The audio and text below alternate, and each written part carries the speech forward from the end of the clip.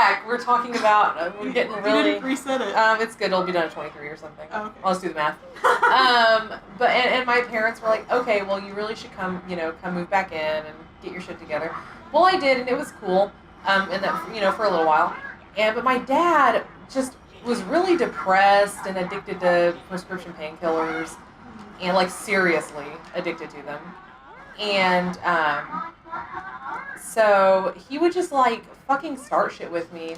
Like he'd call me lazy. I was working full time and taking care of 2 kids and helping clean the house, and I paid rent there too, And that shit never got resolved. Like, and so he's dead now. Like my dad died in 2011. Well. Wow. Here's the conflict with that. Sometimes I miss my dad, like when I'm trying to restring a guitar and I have a question. Oh. But do I miss the way he made me feel? No. Not really. He wasn't a very good dad. Do I miss him as a person? Sometimes. I really think that I really wish that he could have turned his life around. That's where that lies. But when you have these conflicted relationships with your parents, it makes all of those emotions difficult because it's not, societally, it's not acceptable to come out and say, I'm not so sad that my dad died. I can't say that. I mean, I can't be like, If we were like, oh, I'm sorry for your loss. I'm like, well, when you take tons and tons of drugs and smoke and you're morbidly obese, this is the kind of thing that happens. It's not tragic that he died. What's tragic is that he wasted his life. But, so my relationship with my mom is fine, but with my dad, it was really, really rocky. It really sucks, like, especially that, because that stuff affects you the rest of your life, but a lot of the times I'm nodding. You can't see it, but I'm nodding. She's nodding in fervent agreement. But, like, then the same people who did this to you, then don't take them as the excuse. Like, I think my mom thinks I blame her, and on some level I do, but on some level I don't, because I understand that she was going through her own shit, and she did the best that she could. But, I don't know. The one thing that I've noticed is, and my brother is kind of this way too, which I didn't realize until I overheard her talking to him on the phone the other day. We kind of don't know how to have relationships with people. Yep. Because growing up, my family dynamic looked like this. My dad was in my parents' room watching TV. My mom was in the living room watching TV. I was in my room watching TV, and my brother was in his room watching TV. I didn't have a relationship with my brother until he went to Iraq when he was like 19.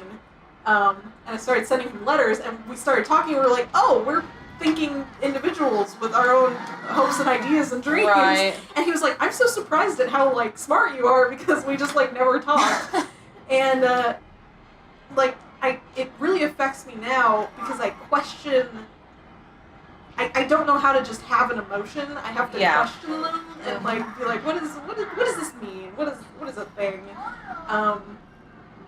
That's kind of how my relationship ended with my ex, is because I don't Good job, know. Jess. Good job. 12 points. Good job. You did your best. It sucks. I don't think I don't blame my parents for anything, but I do recognize, like, some of the stuff affected the way I have relationships. Because my parents fought constantly. Mm-hmm. And to the point where I was a teenager, I was like, will you guys just get a divorce? Like, seriously? Yeah. Like, this is stupid. So I didn't really have a good model for a healthy relationship dynamic. So when I got into my first real relationship, I let a whole bunch of shit happen that me now would not let happen. That's not going to happen. But my dad would promise things and not follow through on them. Mm-hmm. So he'd say, like, oh, we're going to go do such and such. And then he'd be like, oh, sorry, I'm too much on drugs. Which is not what he told me, but that's pretty much what was going on.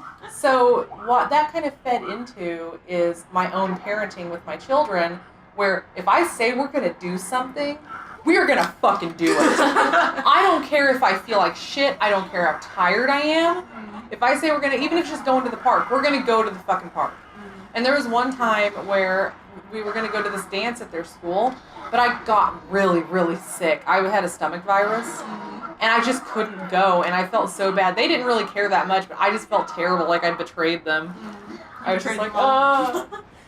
Yeah, it's rough because like when people keep making promises and breaking them, it's like not just that; it's like a trust thing. Yeah, it affects how you can trust other people. Because when you're a little kid, your parents set those foundations for you a lot of times. Yeah. And then you're just like, oh, it's not a big deal. Like at some point, you're just like, oh, it's not a big.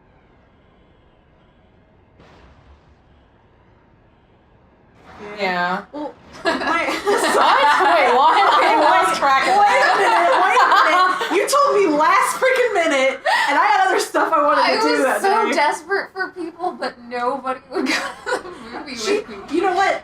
Here's the thing, though. She goes to those movies every week and never tells us about it. And then this one time where she didn't have anybody to go, she's so like, you were the last choice. Yeah. She's like, why didn't you go with me? I don't get to go every week. She told me 5 minutes before they left for the movie theater. And I was like, when was this? When was I don't know, a couple weeks ago. Oh, yeah, it was when I was doing that thing. Oh, I see. She didn't ask me to fucking go to the movie with her. I don't know when you work. Well, it was like 5 minutes before she was leaving. When was it? It was last Tuesday. Or not last Tuesday, but 2 weeks Tuesday? I would have been free. I would have been able to go. Oh, well, I saw Age of Adeline before it came out. That's just a bunch of bullshit, Jess. I'm thinking this is something that happened back in like fucking your college days with each other, and this shit happened 2 weeks Here's ago. the thing. She didn't. Well, she. I think the dogs heard that one. We didn't hang out. Like, No. I didn't really know Jess. Nobody like, we talked always, to me in school. Nobody talked to me either. We just kind of took our own whatever. And now we're all friends, except apparently not because I don't get invited to the fucking movie. Well, it was because I was over at her house working on that video for the television thing. That's the only reason. I don't think she would have just messaged me out of the blue and be like, hey, you want to go? But I always feel like it's like an That's well, good. if you give somebody some advance notice, or even if it's last minute. We need to have a select gender night where we go do something that's not sitting in a room. I wanted us to go to the Renaissance Fair together. Oh yeah, I wanna go to the we're gonna be fucking working at it.